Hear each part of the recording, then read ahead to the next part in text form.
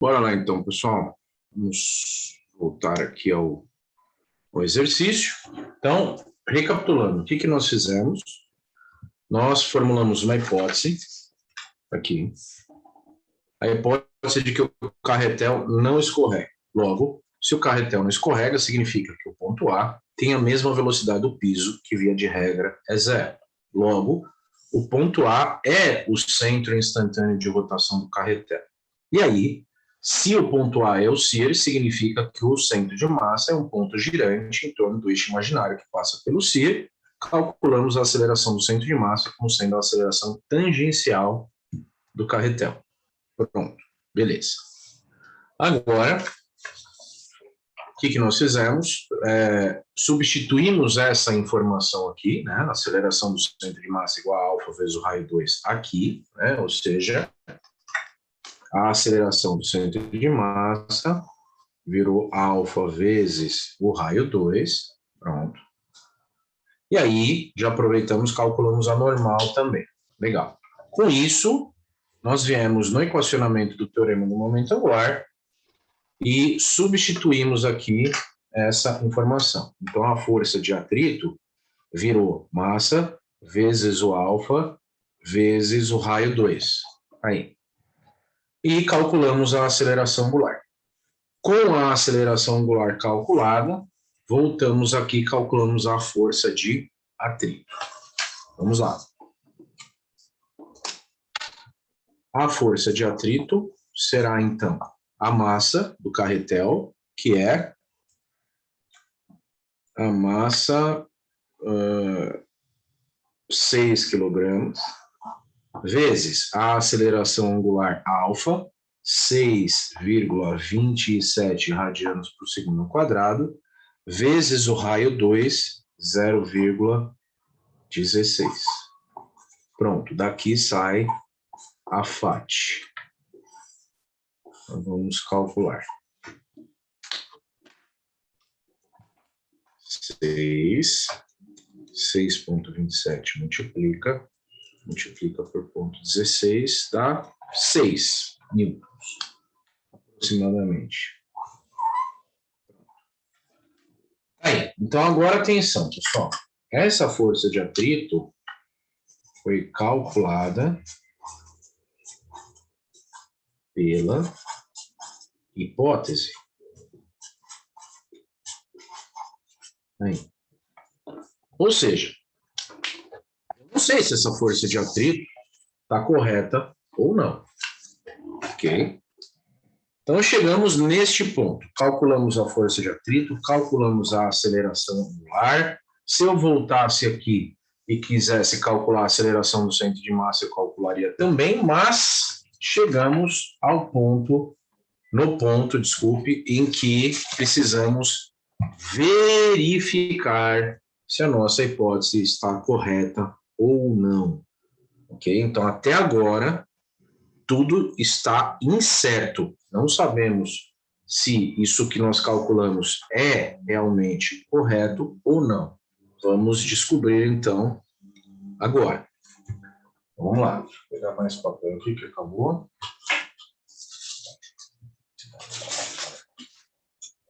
Ok. Então,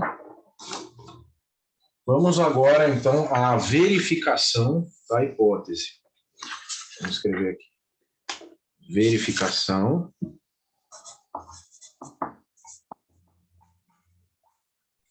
da hipótese. Então, veja, pessoal, toda vez que você faz um cálculo de uma força de atrito, a pergunta que você deve se fazer, através de uma hipótese, né? A pergunta que você deve se fazer é possível que essa força de atrito seja atingida? Então, vamos lá. A força de atrito hipotética vale 6 newtons. Então, a pergunta que você deve se fazer é possível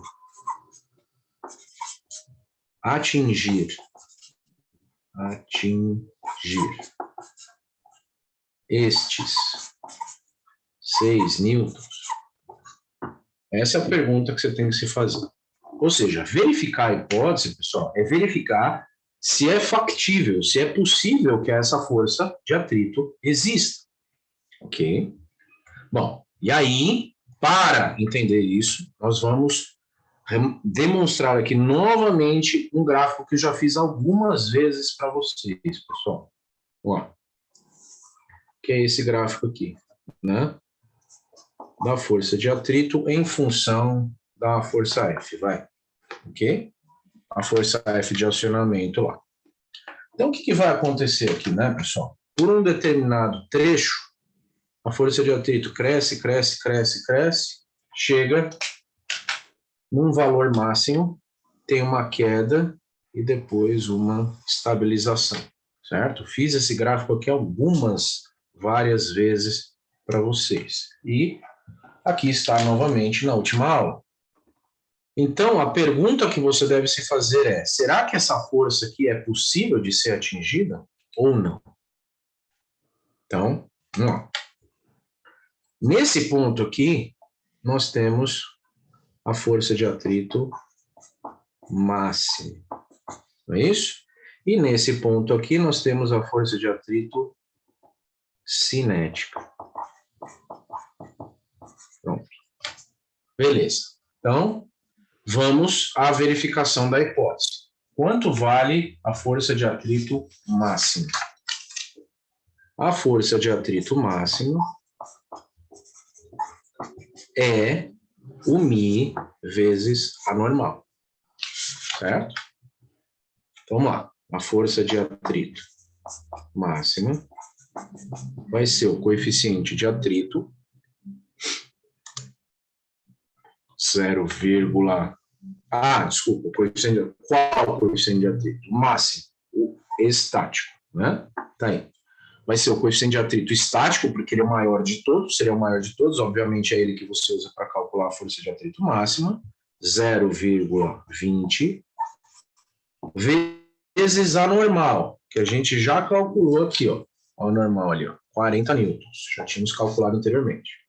Aí, pronto, 40 newtons. Então, isso daqui nos mostra que a força de atrito máxima vale 8, com outra coisa na cabeça que misturei. 8, isso aqui é um 8, tá? Depois eu arrumo. 8 newtons. Pronto. Essa é a máxima força de atrito que pode ser obtida entre o carretel e o piso. Beleza. Logo, o que isso quer dizer? Qual é a nossa conclusão? Vamos lá. Conclusão.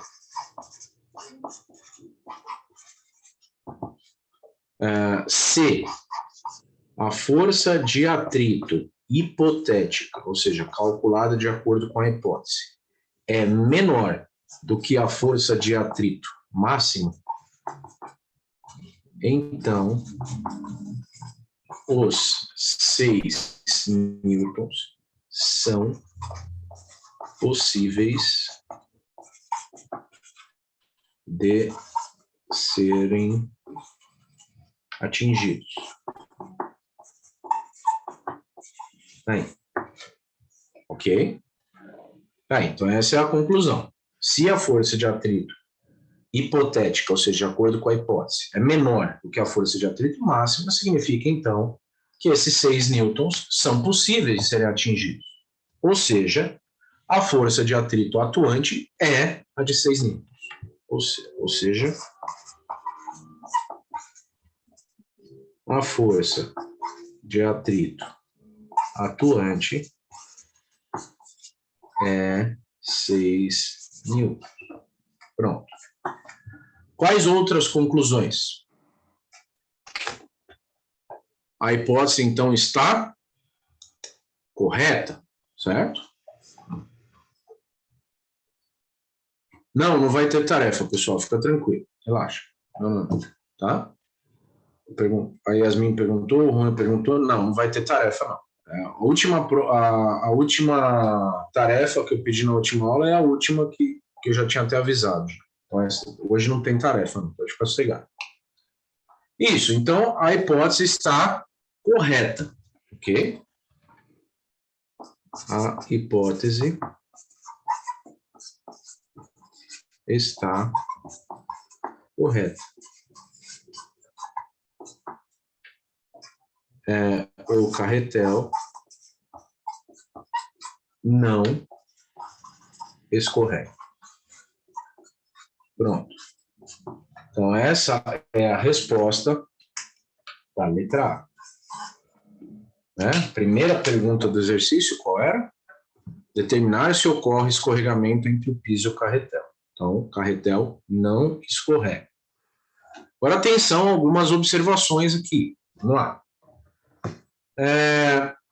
E se, por exemplo, a força de atrito hipotética tivesse dado 9 em vez de 6? Né? Você vem aqui, olha esses 9 que tivesse dado aqui, eu estou fazendo uma possibilidade, tá? Só para falar como seria se a hipótese estivesse errada. Ó, imagina que você viesse aqui e calculasse a força de atrito hipotética igual a 9. Beleza, aí você vai lá, faz a verificação da hipótese e encontra uma força de atrito máxima de 8. Bom, se 9 é maior do que 8, significa o quê? Significa que essa força de 9 newtons não é possível de ser atingida. Logo, qual será a força de atrito atuante? Será de quanto? Você tenta atingir 9, não é isso? 9 é impossível, porque o máximo é 8. Então, quanto que é a força de atrito atuante? Vai ser os 9, vai ser os 8, vai ser quanto? Vai ser a força de atrito cinética, pessoal. Ok? Vai ser a força de atrito cinética, que vai ser calculado como sendo o Mi cinético vezes a normal. Ok? O Mi cinético vezes a normal.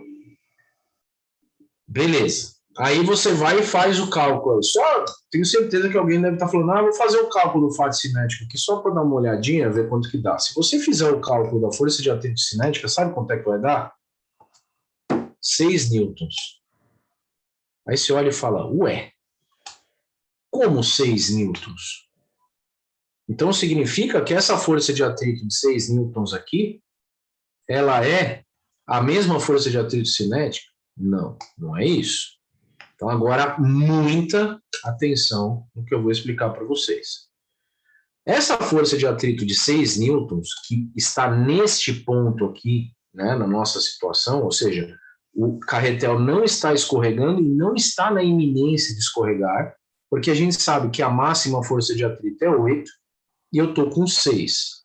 Aí você fala, mas aqui é 6 e daqui para frente também é 6. Pois é, só que tem um detalhe.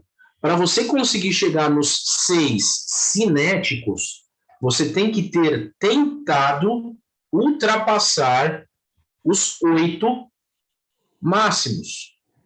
Então, vamos supor que você queira chegar, eu falei, não, quero fazer o carretel escorregar. Se você vier aplicar 6 newtons, não acontece nada. O carretel não escorrega, ele rola sem escorregar. Se você quiser forçar o escorregamento desse carretel, obrigatoriamente você tem que tentar ultrapassar os 8. Para daí chegar nesses outros 6 aqui, que aí sim é 6 cinético. Tá claro?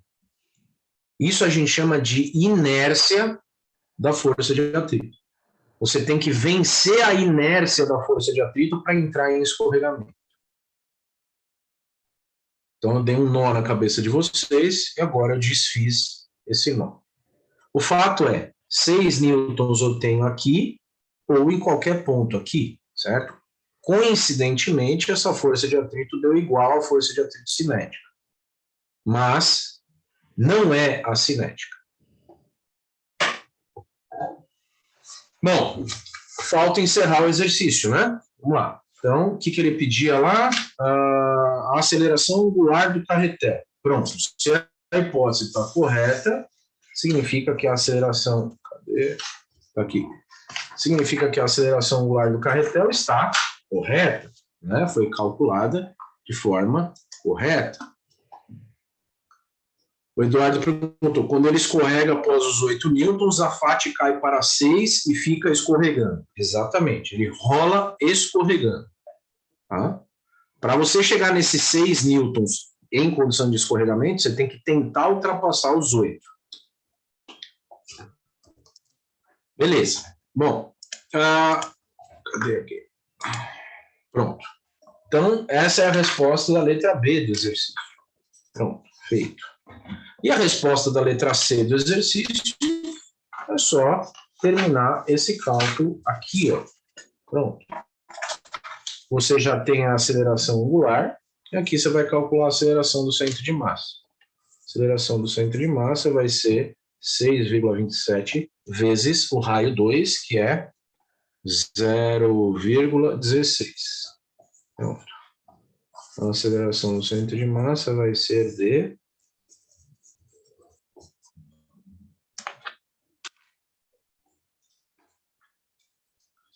6,27 multiplica por 0,16.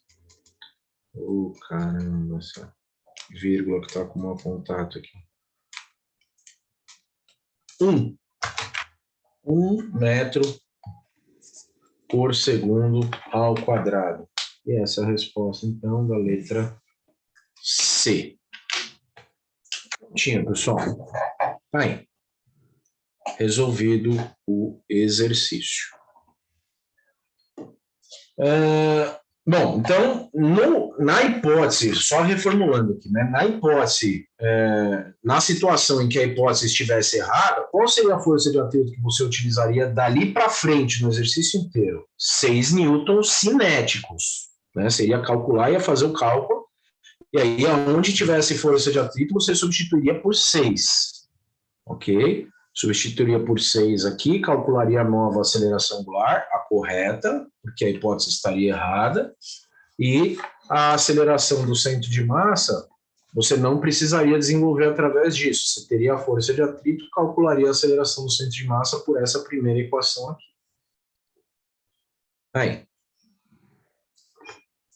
Aí você fala, nossa, professor, mas isso aqui é muito longo, isso aqui é muito complexo. Sim, porque envolve verificação de hipótese. Mas vamos supor que aparecesse um exercício assim.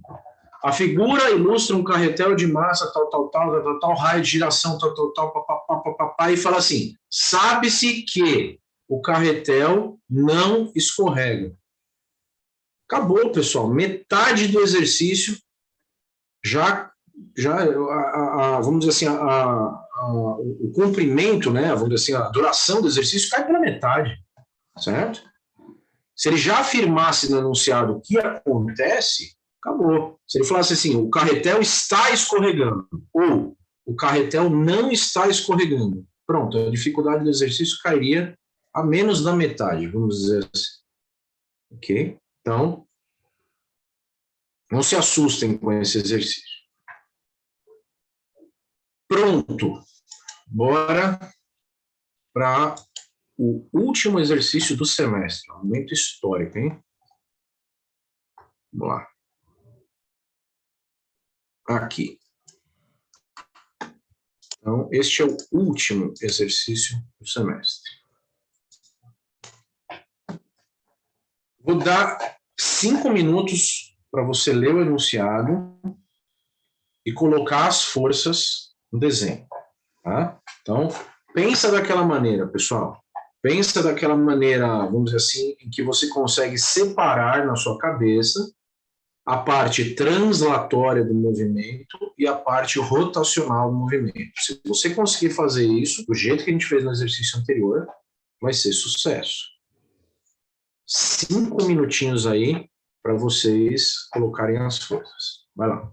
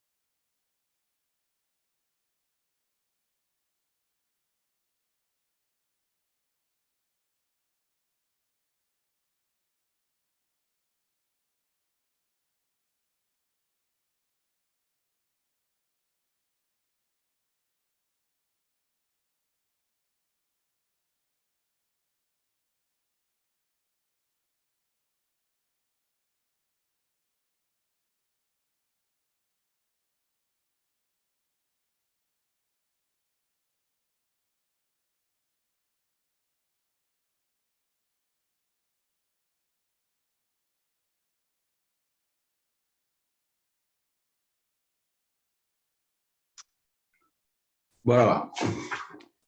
Então, vamos à leitura do enunciado e a resolução, obviamente. Então, ele diz lá, a figura ilustra um cilindro, então isso não é um disco, hein, pessoal, nem uma esfera, tá? Isso é um cilindro de massa 3,6 kg, raio 0,15 metros, apoiado em repouso sobre superfície rugosa, inclinada de θ igual a 40 graus em relação ao horizonte. Os coeficientes de atrito estático e cinético são 0,3 e 0,2. Pedem-se, letra A, determinar se ocorre escorregamento entre o piso e o cilindro. Letra B, a aceleração angular do cilindro. E letra C, a aceleração do centro de massa do cilindro. Aí. Boa. Então, vamos lá. Esse cilindro, né, pessoal? Então, isso daí não é um disco, não é uma esfera, tá? Então, vocês conseguem imaginar um cilindro, certo? Com um raio aí em cima de um plano que ele vai escorregar, desculpa, ele vai rolar para baixo nesse plano inclinado aí, tá? Bom, então, vamos começar aqui enxergando primeiro as componentes cinemáticas deste movimento. Isso é bastante útil. Então, em vez de você começar pelas forças, você começa enxergando as acelerações. Então, vamos lá. A aceleração do centro de massa desse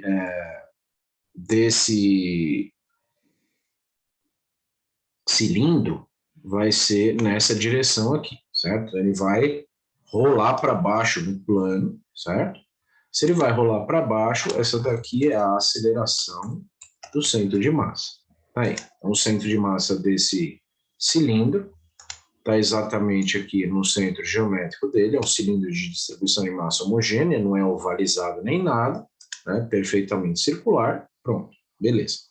Essa direção é a direção paralela ao plano inclinado. Tá? Pode ser que aí não esteja muito paralelo, né? Meio torto. Vamos ver aqui se melhora um pouquinho. Aí.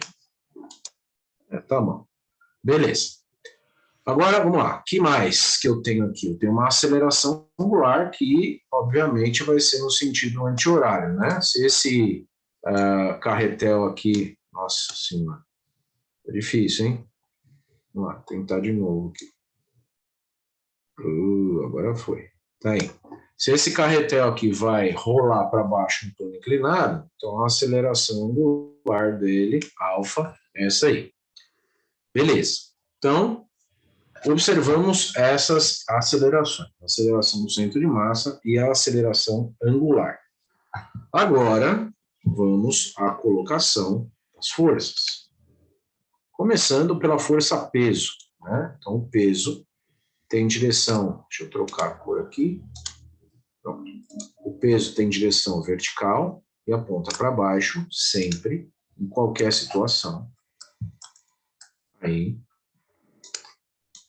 Ótimo. O que mais? Eu vou ter a reação normal do apoio. Tá?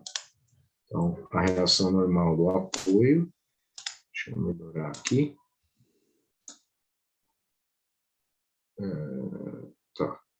Tá bom. Pronto, a reação normal do apoio, né, que é normal ao apoio, que quer dizer normal, perpendicular. Aí.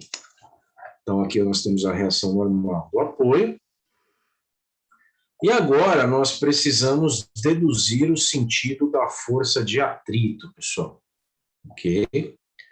Agora é que vai ser importante você conseguir, na sua cabeça, desmembrar mentalmente a parte translatória do movimento e a parte rotacional, né? Sem isso, fica muito difícil de você enxergar o sentido da força de atrito. Então, vamos lá. Qual é a força responsável por fazer esse cilindro se movimentar na direção do plano inclinado? Ou seja, não tenho nada aqui, dá para usar como plano inclinado. Aqui, ó, imagina que é isso aqui. Ó, então, eu tenho um plano inclinado aqui, certo? Eu solto esse carretel aqui e ele vem rolando, né, para baixo no plano inclinado aqui. Ok? Então, imagina que fosse isso aqui. Ó. Tá aí. O que faz esse carretel rolar para baixo no plano inclinado aqui? Qual é a força responsável por fazer esse carretel desenvolver a parte translatória do movimento, ou seja, fazer esse movimento aqui? Gravidade não é força, hein? Cuidado. Gravidade é a aceleração que age em cima dos corpos e gera o peso, né?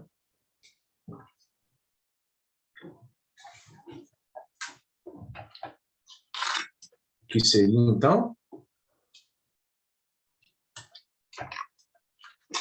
a força de atrito. Não. O Daniel falou peso. Tá quase. Isso, Ivan, perfeito. O José Nailson, perfeito. É uma parcela da força-peso, uma componente da força-peso. É a parcela em X da força-peso, que é a responsável por gerar o movimento translatório, a parte translatória do movimento. Então, dá uma olhada aqui, ó. Na hora que a gente trabalha no plano inclinado, a gente precisa lembrar o quê? Que a gente... Peraí, deixa eu colocar aqui assim, pronto. Que a gente tem duas parcelas, né? Desculpa, que a gente decompõe, a gente projeta o eixo XY para ficar com a normal em cima do eixo Y, não é isso? Isso facilita bastante a nossa vida. Isso você já aprendeu desde lá da mecânica da partícula. Então, a força responsável pela parte translatória desse movimento é a força PX, uma parcela da força peso, tá? E aí já vou aproveitar aqui, vou desenhar outra parcela, que vai ser a parcela PY, aqui. Deixa eu só fazer isso aqui assim, para ficar um negócio mais legal. Beleza, aqui PX, PY, aqui, pronto. Então, repetindo, o que gera a parte translatória do movimento é a força PX, certo? Então, a força PX é a responsável por gerar o movimento de descida desse cilindro em cima desse plano inclinado. Ótimo. Agora, o sentido da força de atrito. Agora ficou fácil, pessoal, porque agora você sabe que a força de atrito não é a responsável pela parte translatória do movimento. A força de atrito é corresponsável, vamos dizer assim, pela parte rotatória do movimento, né? Quem gera a rotação desse cilindro no sentido anti-horário não é a força de atrito, é o momento gerado pela força de atrito. Logo, se este carretel tem que rolar no sentido anti-horário aqui, certo? A única possibilidade é que a força de atrito tenha tenha sentido para cima. Deixa eu ver a cor que eu vou usar aqui. Eu não tenho mais cor já. Vai essa aqui, ó. Pronto. Para cima no plano inclinado, ó. Então, a força de atrito aponta para cá. Ó. Isso aqui, pessoal, ficaria muito difícil de você enxergar sem esse desmembramento mental da parte translatória do movimento e da parte rotacional do movimento. Muito difícil. Ok?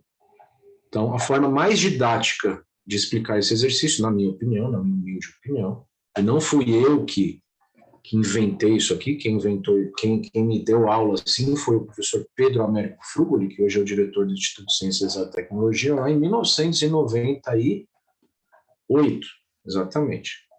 Então, ele que me ensinou a pensar dessa forma separada, né? Enxergar separadamente os dois movimentos. Então, isso facilita muito o entendimento, certo? Então, sem essa visão, fica muito difícil de você enxergar o sentido dessa força de atrito. Vamos lá, Douglas. Então, a força de atrito aqui aponta para cima, por quê? Porque ela é a responsável por gerar o momento no sentido anti-horário, que vai acelerar esse sólido no sentido anti-horário. Aí. Então, repetindo. Quem é a força responsável por gerar a parte translatória do movimento? A força Px. Então, a força Px é a força que empurra esse cilindro para baixo, o plano inclinado, aí, descendo o plano inclinado. Pronto. Quem é o responsável por gerar o rolamento, né, a parte rotacional do movimento? O momento da força de atrito, que só pode ser no sentido anti-horário. Se essa força de atrito apontasse aqui para baixo, como que ela iria gerar um momento que faria o sólido acelerar no sentido anti-horário? Não seria possível, né? Para o sólido acelerar no sentido anti-horário, com certeza a força de atrito, que é a única força responsável por gerar, né, o momento aqui nesse sólido, tem que gerar momento no sentido anti-horário, para que o sólido acelere no sentido anti-horário. Tá claro?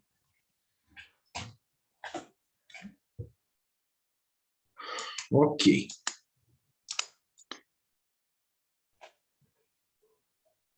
O Eduardo perguntou, se estivesse freando, a faixa estaria para baixo? Mas aí o cilindro freando no plano, putz, eu não sei como que a gente conseguiria enxergar isso, tá? Não seria um caso muito real, né, Eduardo? Imagina, é porque você abandona o cilindro do repouso, então ele vai acelerar, não tem como ele frear, né? Agora, se tivesse alguma coisa freando, eu não consigo imaginar uma situação como essa, tá? Mas se tivesse freando, sim, aí ele estaria no sentido contrário, mas aí como que iria frear isso, né? Não consigo imaginar, tá bom? Beleza? Tem momento, tem momento. Tem momento, sim. A força de atrito é a causadora do momento de rotação no sentido anti-horário. Pronto. Estão colocadas as forças, agora o resto é o de sempre. Vamos lá. Começar o equacionamento pelo teorema do centro de massa. O teorema do centro de massa diz o quê? Que a somatória das forças em relação ao eixo x é igual a massa vezes a aceleração do centro de massa. Bom, vamos lembrar que quando a gente trabalha com plano inclinado, o que a gente faz com o nosso plano cartesiano? A gente coloca o eixo y perpendicular ao plano inclinado, logo o eixo x será paralelo ao plano inclinado, então a gente tomba o par de eixos x, y dessa forma. Isso aqui você já aprendeu lá em mecânica da partícula. Isso facilita muito a sua vida, tá? E tudo que gira aqui no sentido anti-horário, um problema de coordenação motora hoje, né? Tá aí. Tudo que gira no sentido anti-horário é positivo. Beleza. Então agora, atenção. Quais são as forças que agem em X neste cilindro? Então eu vou ter lá a força Px e a força de atrito, agindo na direção do eixo X, né? Lembra que a direção do eixo X é a direção inclinada agora, tá? Isso vai ser igual a massa vezes a aceleração do centro de massa. Boa, vamos dar sinal para tudo isso aqui, né? Px aponta para baixo no plano inclinado, contrário à orientação do eixo x, que aponta para cima. Logo é negativo.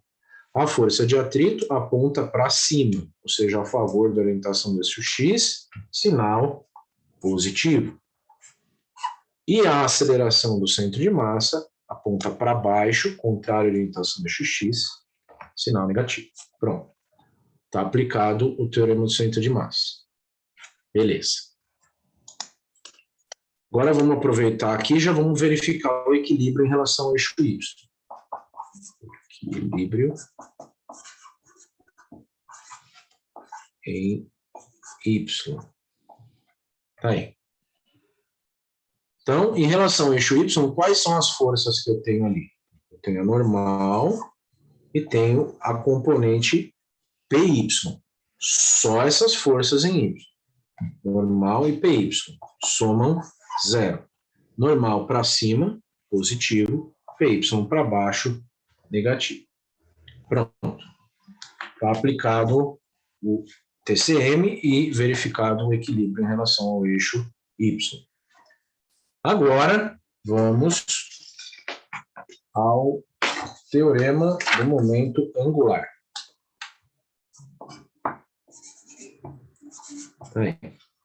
Então, o teorema do momento angular diz que a somatória dos momentos em relação ao centro de massa é igual ao momento de inércia vezes a aceleração angular alfa.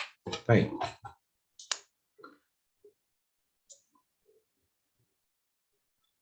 O José Inailson perguntou, professor, se o cilindro descesse sem girar, o FAT seria para baixo? Se ele descesse escorregando, não. O FAT seria para cima. Tá? Porque se ele escorrega para baixo no plano inclinado, a força de atrito não seria uma força de atrito de rolamento, seria uma força de atrito de arrastamento. Ok? Aí funcionaria como sempre foi, força de atrito contrária à tendência de arrastamento, ou ao efetivo arrastamento. Ela continuaria apontando para cima, tá? Tá aí. Então, a única força que produz momento neste cilindro é a força de atrito. Então, vamos lá. A força de atrito é a força vezes. Ó, pela última vez, hein? Você já ouviu essa frase aqui milhares e milhares e milhares de vezes. Essa é a última vez, momento histórico. Aqui está a linha de ação da força de atrito. Logo, o braço da força de atrito será, já não tem mais cor, vai essa cor aqui horrível, que não dá nem para enxergar direito. Essa é a menor distância entre a linha de ação da força de atrito e o polo. Ou seja, esse aqui é o braço da FAT. Braço da FAT. Pronto. Ótimo. Ok. Quanto vale esse braço? É o raio. Né? Então, força de atrito vezes o braço, que é o raio. Sinal do momento da força de atrito, qual é? Sinal positivo, porque age no sentido positivo. Fala uma coisa, escreve outra, tá bom. Positivo, porque age no sentido anti-horário. Aí. Isso vai ser igual ao momento de inércia vezes a aceleração angular. Já falo do momento de inércia. A aceleração angular, que também tem sinal positivo, aqui, porque age no sentido anti-horário. Boa. Momento de inércia de um cilindro em relação ao eixo X. Tá aqui, ó. Tá lá na página 135, ó. Olha um cilindro aqui em relação ao eixo X, né? Então tem um eixo X aqui que está ajustado ao cilindro e passa exatamente por aqui, ó, que é por onde a gente está imaginando esse cilindro rolando, tá? Então, o momento de inércia desse cilindro em relação ao eixo X é calculado como o mesmo momento de inércia de um disco, mas não é um disco, é um cilindro, tá? É porque quando você olha um disco pela lateral, né, ele tem o mesmo perfil, vamos dizer assim, de um cilindro, né? Então é a massa vezes o raio ao quadrado dividido por 2. Aqui, ó. Ok? Então, vamos lá. Massa vezes o raio ao quadrado dividido por 2. Pronto. Então, esse é o momento de inércia baricêntrico desse cilindro. Ó, então, vamos colocar aqui. Página 135. Pronto. Então, é daí que veio o cálculo do momento de inércia. Momento de inércia de um cilindro em relação ao eixo X. Está lá na página 135. Boa, pessoal. Então, o equacionamento está encerrado. Né? E agora, vamos dizer assim, a parte operacional do exercício é basicamente a mesma do que a gente desenvolveu no exercício anterior. Afinal, eu não sei o que está acontecendo com esse cilindro. Eu não sei se ele rola escorregando ou se ele rola sem escorregar. Ok? Então, nós não sabemos o que está acontecendo. Se nós não sabemos o que está acontecendo, nós vamos pela hipótese.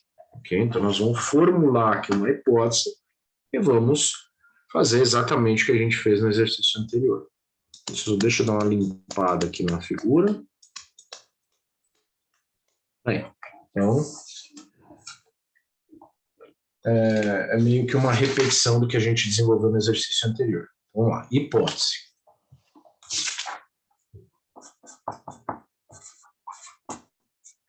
Hipótese. Vou continuar com a hipótese de sempre. O cilindro não escorrega. Aí você fala, mas por que você fala sempre isso, professor? Não escorrega. Bom, pessoal, quando eu falo que o sólido não escorrega, eu sempre vou saber aonde supostamente está o centro instantâneo de rotação. Por isso que eu sempre uso essa hipótese, não a outra, certo? Porque é mais fácil, simples assim. Né? Toda vez que eu falo que um corpo está rolando sem escorregar em relação ao seu apoio, eu sei onde está o CIR. Certo? O CIR está no ponto de contato. Tá, então isso torna essa hipótese muito mais fácil. Se eu falasse assim, o cilindro escorrega, tá, aonde está o CIR? Ah, não sei.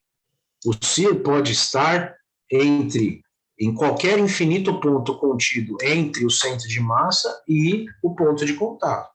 Essa é a linha, vamos dizer assim, o lugar geométrico do CIR.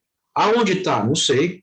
Está em algum ponto dessa reta aí amarela. Mas aonde, eu não sei, se eu dissesse que o cilindro escorrega. Entenderam por que eu sempre falo que essa é a hipótese mais fácil? Então, quando você fala que um corpo rola sem escorregar, você sempre vai saber aonde está o CIR. O CIR está no ponto de contato. Por isso que é mais fácil trabalhar com essa hipótese. Então, vamos lá. A hipótese é essa. E aí, seguindo exatamente o que a gente desenvolveu no exercício anterior. Deixa eu achar uma cor aqui que tá difícil, hein? Não tem mais cor aqui na paleta de cores aqui. Vai essa aqui mesmo, vai. Vou chamar esse ponto aqui de ponto A. Pronto. Esse é o ponto A. Então, se o cilindro não escorrega, significa o quê? Significa que a velocidade do ponto A é igual à velocidade do plano, ou seja, do apoio. Esse plano está parado, logo, esse ponto tem uma velocidade zero. Ou seja, assim, o ponto A é o CIR do cilindro. Tá aí. Ok?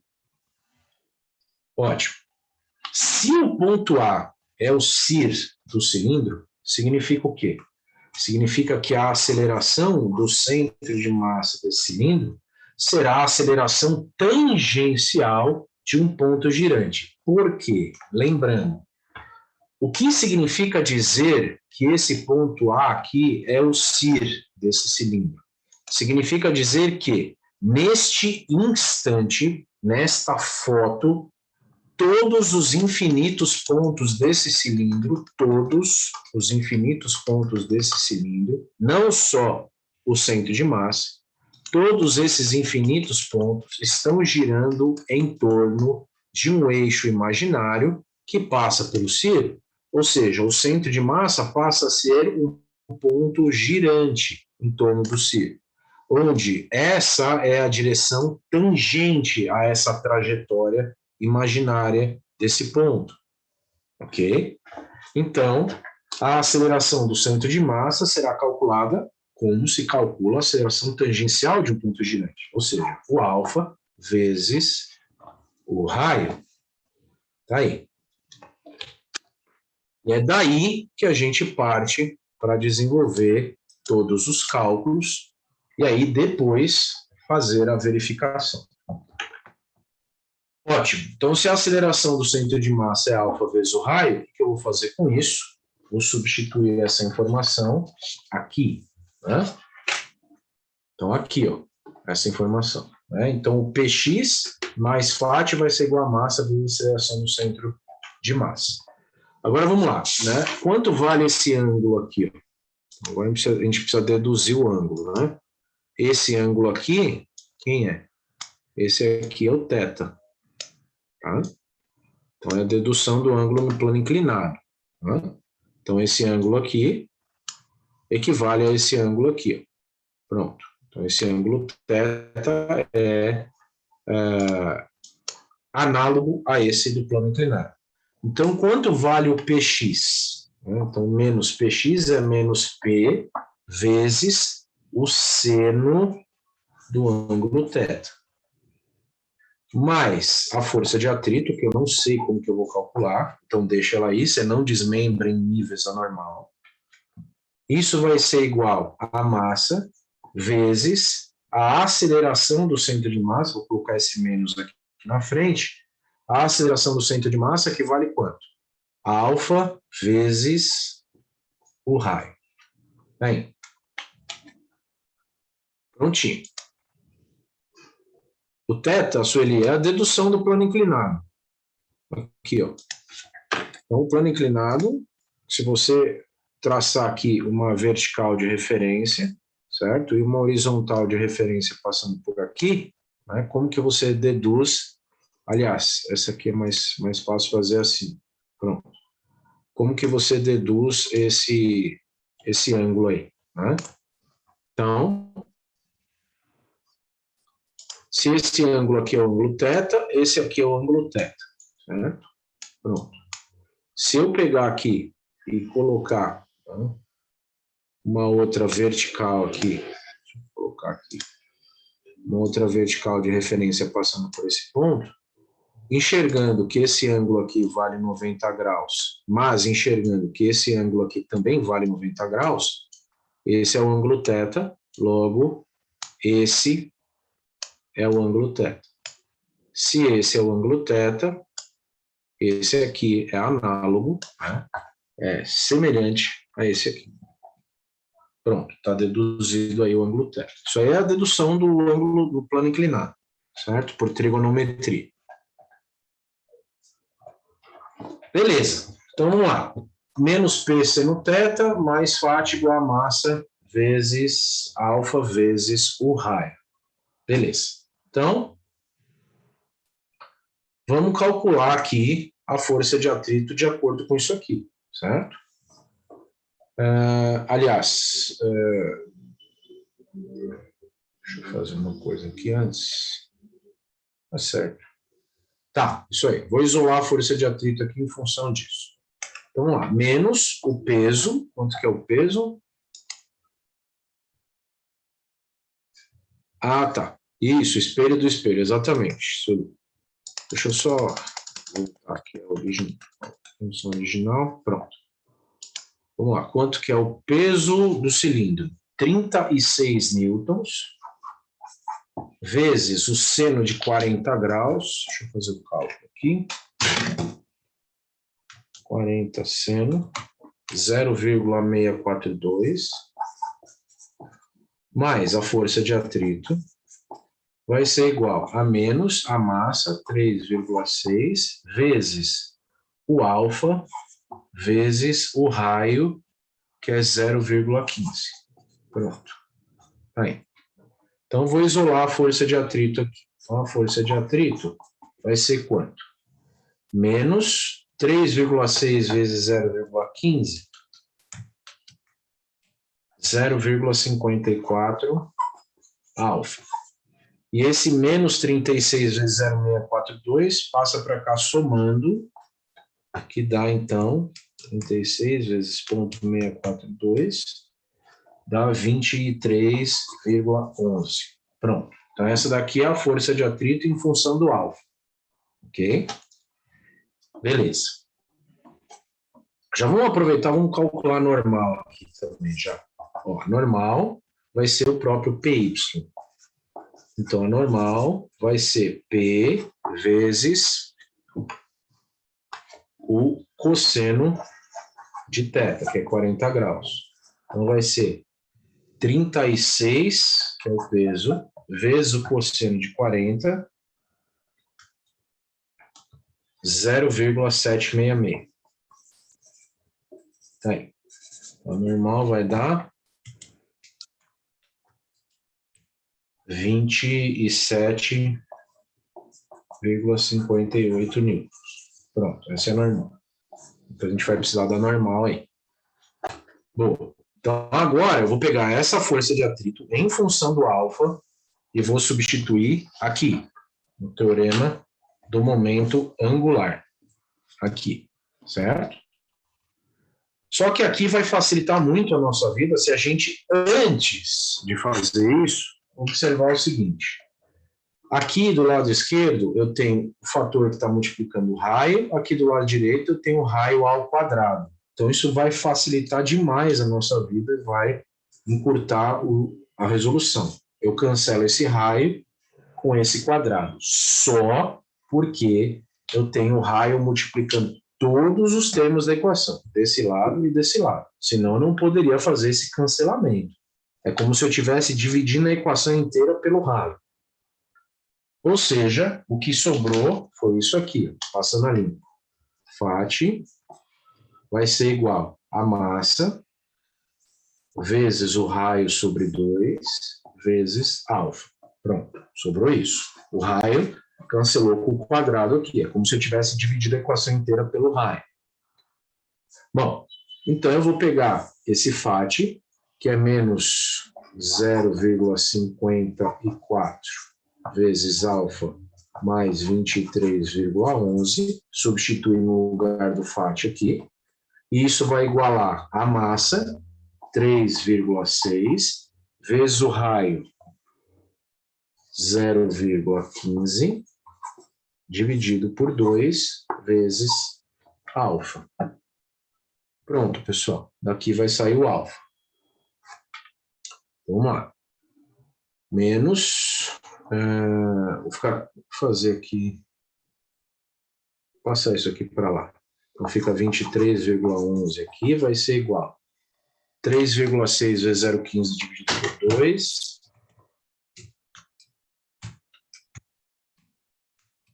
0,27 alfa. 0,54 alfa passa a somar. E daqui sai o alfa.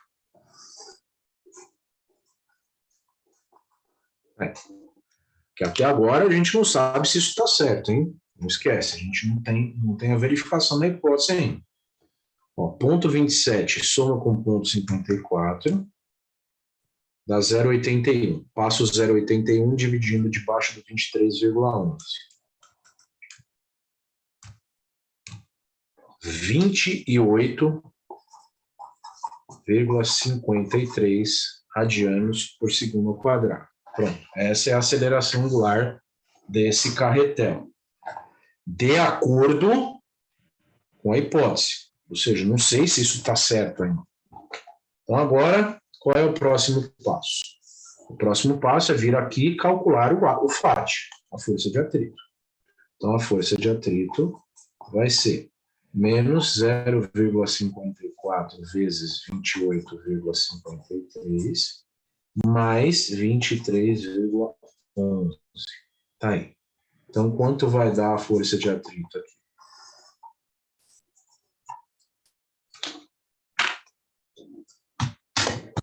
23,11 subtrai isso vezes isso, né? 28,53,54 multiplica, subtrai 7,7 newtons. Pronto. Essa é a força de atrito pela hipótese.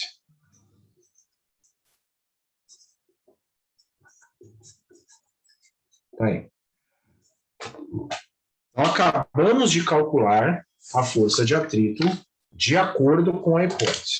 7,7 newtons. Então, agora, qual é o próximo passo? Agora você tem que se perguntar, é possível que essa força de atrito seja atingida? Então, essa é a pergunta que você tem que se fazer para fazer a verificação da hipótese. Então, vamos lá. Reta final do exercício. Verificação da hipótese. Tá aí. Então, para verificar a hipótese, eu vou fazer um cálculo, né? Então, a força de atrito hipotética, ou seja, pela hipótese, vale 7,7 newtons. Quanto vale a máxima força de atrito? A máxima força de atrito vai ser o Mi estático, que é o maior de todos, vezes A normal. Tá aí. Ok? Então, a força de atrito máxima vai ser quanto? Mi estático, quanto que é o Mi estático aqui? 0,3, foi dado no enunciado, vezes A normal, 27,58. Então, a força de atrito máxima vai ser, vamos lá, 8,27 newtons.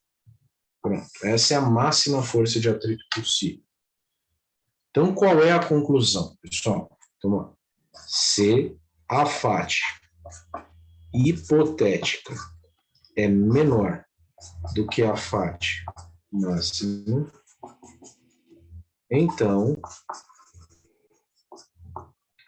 7,7 newtons é possível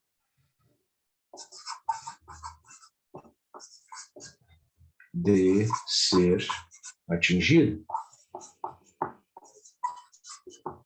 Ou seja, a força de atrito atuante são realmente os 7,7 newtons. Qual é a conclusão, então? Olha um papelzinho aqui para acabar. Então, as conclusões.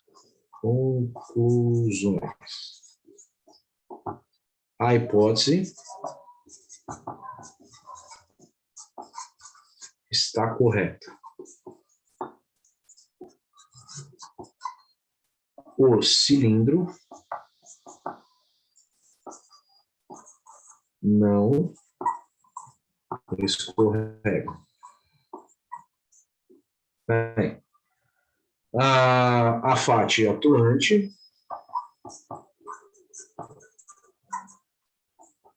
é 7,7 newtons, ou seja, se a força de atrito atuante é essa, se a hipótese está certa, se o cilindro realmente não escorrega, significa que, cadê aqui a folha? Aqui. Significa, então, que essa aceleração do ar está correta, certo? Então, essa daqui é a pergunta da letra B, já está aqui, então, a resposta. E a aceleração do centro de massa vai ser calculada por essa aceleração vezes o raio. Aí, vamos só substituir. A aceleração do centro de massa, 28,53 vezes o raio, 0,15. Pronto. Vai ser, então, de 28,53,15 multiplica 4,28 metros por segundo ao quadrado, que é a resposta da letra C. E a resposta da letra A já está aqui, né? Nas conclusões. Prontinho. Tá tudo aí, então. Vou tentar enquadrar na câmera aí todas as respostas do exercício. E é isso, senhoras e senhores. Com este maravilhoso exercício, encerramos o semestre, encerramos também o ano. Né? Atenção a alguns avisos, pessoal. Vamos lá. Conteúdo para as provas. Atenção, conteúdo para as provas. Translação e rotação em torno de eixo fixo. Apenas. Ou seja, movimento plano não será cobrado.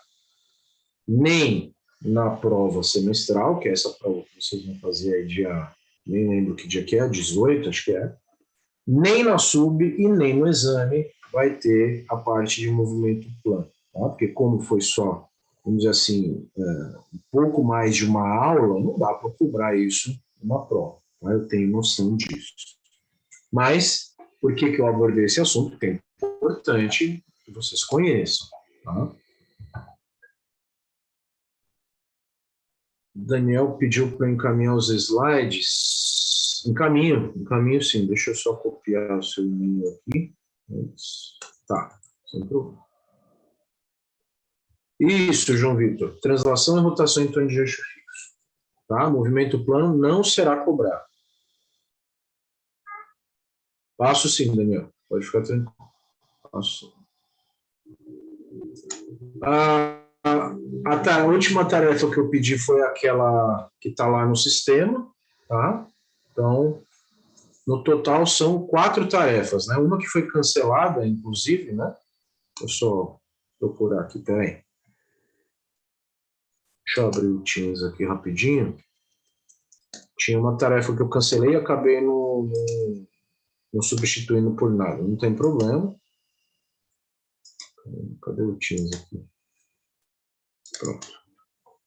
São 4 tarefas, se não me engano. Deixa eu só ver aqui. Arquivos. Não, tarefas. Isso, tarefa 1, 2, a 3 foi cancelada, 4, 5. Isso. São 4 tarefas, então, tá? Pessoal, não percam os prazos de entrega das tarefas. Né? Se vocês não postarem até o dia 13, eu não vou ter como corrigir. Tá? Então, por favor, até o dia 13, postem todas as tarefas, inclusive as que possivelmente estejam atrasadas. Tá? Então, é isso. Então, encerramos o semestre. Desejo a vocês todos ótimas provas e que, se Deus quiser, no semestre que vem, possamos ter aulas presenciais, como sempre foram. E desejo também muito sucesso no resto do curso para vocês, seja lá qual for a modalidade que você escolher. Tá? O Douglas perguntou, é a prova mais o exame? Não, a prova semestral, né, vai somar com a nota das tarefas, certo? E o exame não, o exame é aquele esquema lá que vocês já conhecem, lá que soma com a média semestral e divide por 2 e tal, tá bom? Então a nota NP, que a gente fala, né, é a nota dos 5 pontos até, né, 5 pontos das tarefas, mais até 5 pontos da prova semestral, que vocês vão fazer em breve. Valeu, Eduardo, um abraço. Falou, Ivan, um abraço. Valeu, Gustavo. Um abraço aí. Falou, Douglas. Boa noite. Isso aí, galera. Um abraço e sucesso para vocês aí. Tchau, tchau.